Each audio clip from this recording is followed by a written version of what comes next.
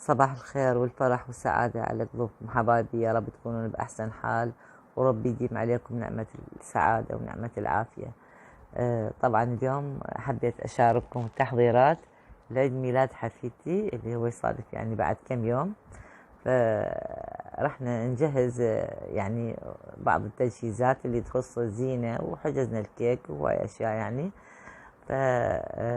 فرحنا للمنصور، اكو ماركت اسمه ماركت البندقية، توفر بيه أشياء كلش حلوة وبنفس الوقت رخيصة، أشياء يعني فد ألوان راقية وجميلة وأسعارها مناسبة جدا وتناسب الجميع. طبعا أخذت الأدوات اللي تخص الزينة من نشرات ويعني هاي الأشياء اللي نعلقها، وبنفس الوقت اشتريت الأشياء اللي نحتاجها، لوازم الكيك والمواعين والشطلات والسكاكين وما إلى ذلك. طبعا يتوفر بهذا المحل يعني أشياء، طبعا كل المحلات اللي موجودة يعني ما شاء الله بها أشياء حلوة وأيضا مناسبة. فجبنا الأشياء اللي نحتاجها، وبنفس الوقت أكو كم حاجة يعني عجبتني أيضا للبيت جبتها. هذه طبعا طاسات صغار كلش حلوة، يعني نقدر نستغلها مثلا نخلي بيها الجلي أو أي شيء آخر. وهذه ميدالية مالت مفاتيح أيضا على شكل لعبة كلش حلوة وشكلها أنيق. وطاسات أيضا يعني حجمها حلو مناسب وخامتها كلش حلوة وألوانها كلش جذابة، أخذت من عندها 2. وهذه القلاصات يعني ما شاء الله بها أنواع وأشكال يعني كلش حلوة، ومنها أكو جكات ويعني أو دولكات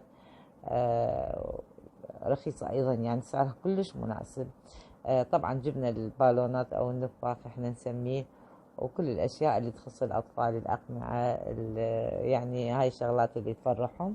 أشياء بسيطة وحلوة ممكن أن تزرع الفرح بقلوب أطفالنا، وما دام يعني احنا قادرين، وحتى لو ما كانت إمكانيتنا قوية هذه الأشياء بسيطة ويقدر أي إنسان يجيبها. الأم اللي تشوف نفسها هي غير قادرة يعني تقدر تحسب حساب لهذا اليوم، يعني يوم عيد ميلاد طفلها أو طفلتها، توفر لها فد مبلغ بسيط وتفرح بيه ابنها.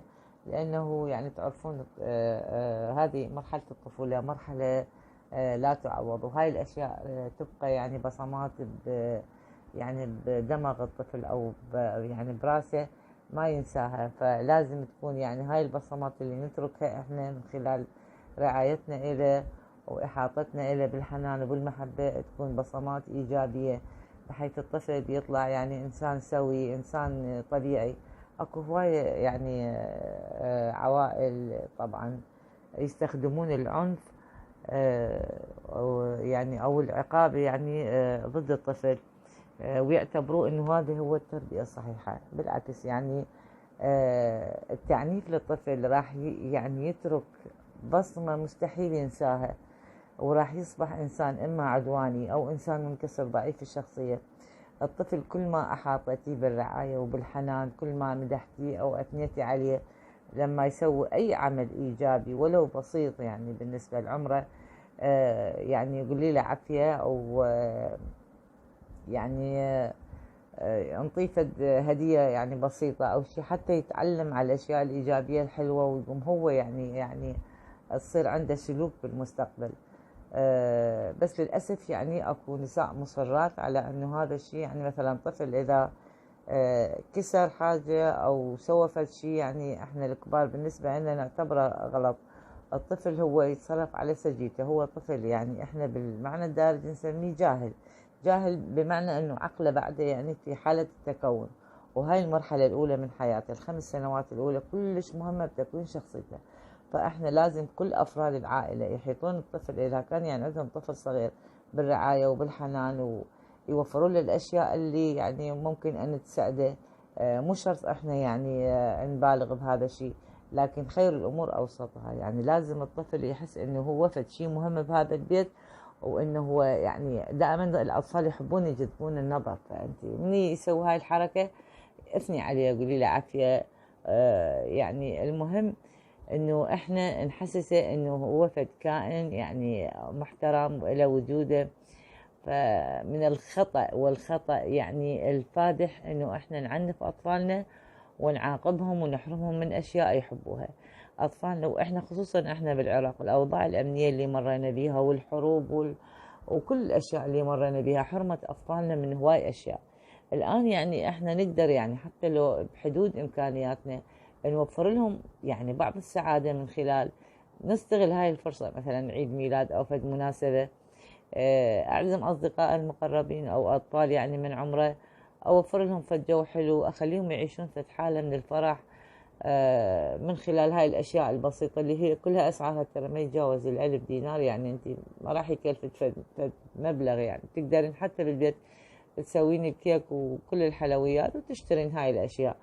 والحمد لله والشكر هاي كلها متوفرة. يعني بالسابق احنا كنا كلها يعني المواعين مال البيت والقلاصات وما اعرف ايش، هسه كلها جاهز، يعني احنا نستعمله استعمال واحد ونرميه. فهاي الاشياء بالعكس راح ترسم السعادة للعائلة وللطفل، وايضا راح تحسسه انه هو مهم وتفرحه وتبقى ذكريات حلوة يعني براسه، يطلع انسان سوي يخدم المجتمع، مو انسان محروم ومكسور ويعني ومعنف وعدواني وغير طبيعي.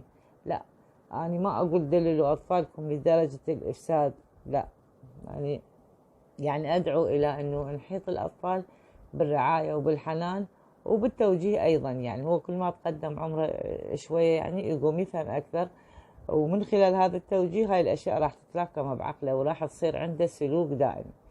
طبعا أتمنى أنه هاي الأشياء عجبتكم، وآسفة إذا أطلت عليكم. تحياتي لكم وأشكركم على تفاعلكم وعلى المشاركات الحلوة والمتابعة الجميلة من كل أصدقائي وصديقاتي من العراق ومن الوطن العربي.